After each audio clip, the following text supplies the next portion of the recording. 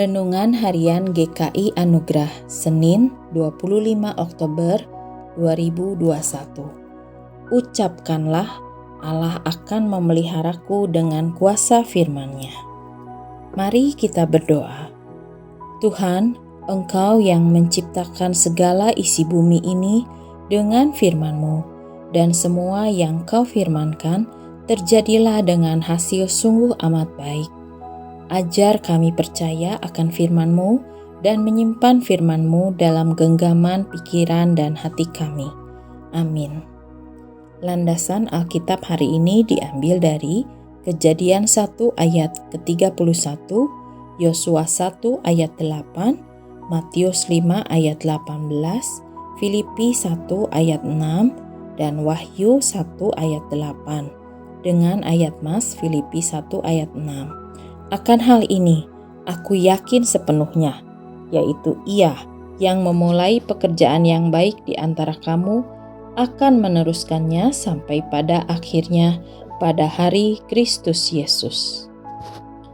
Mengapa kita harus memperkatakan firman Tuhan dan merenungkan firman Tuhan siang dan malam? Pendalaman. Minggu ini kita akan memulai perjalanan hidup 40 hari di dalam firman-Nya.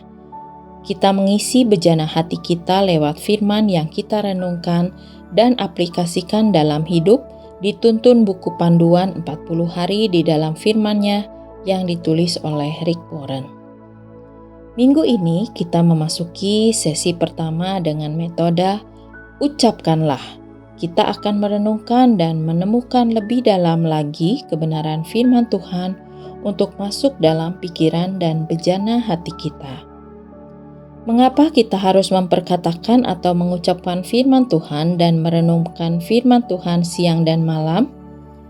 Firman Tuhan diumpamakan roti hidup yang menjadi makanan rohani kita untuk kita menjadi manusia yang seutuhnya sesuai kodrat Tuhan menciptakan manusia. Manusia adalah satu-satunya makhluk dan ciptaan Tuhan yang diciptakan segambar dengan Sang Pencipta. Manusia bisa dan perlu berkomunikasi dengan Tuhan, dan keberlangsungan hidupnya sepenuhnya tergantung pada ketaatan terhadap firman-Nya. Rick Warren memberikan gambaran seperti seekor sapi yang perlu mencerna berulang-ulang makanannya untuk kelangsungan hidupnya.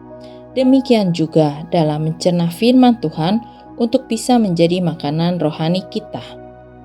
Firman yang kita cerna dengan baik akan tersimpan dalam pikiran atau akal budi dan menjadi tabungan harta dalam bejana hati kita yang akan menuntun kita dalam perjalanan hidup di dunia yang sementara ini menuju kehidupan kekal. Sebagaimana mulut menjadi alat pencernaan pertama kita sebelum makanan masuk ke dalam saluran pencernaan lainnya untuk diolah menjadi nutrisi bagi tubuh kita, demikian juga firman Tuhan yang menjadi makanan rohani kita masuk dalam pikiran dan hati kita melalui mulut. Ucapkanlah atau perkatakanlah.